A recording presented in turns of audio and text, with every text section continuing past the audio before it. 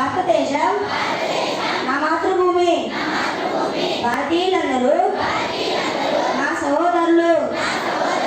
నేను నా దేశాన్ని ప్రేమిస్తున్నాను. సుసంపన్నమైన బహువిధమైన నా దేశ వారసత్వ సంపద నాకు గర్వకారణం. దీనికి అర్హత పొందడానికి సర్వదా నేను కృషి చేస్తున్నాను. నా తల్లిదండ్రులను, ఉపాధ్యాయులను, పెద్దలందరూ గౌరవిస్తాను. ప్రతి వారితోనూ మర్యాదగా నడుచుకుంటాను.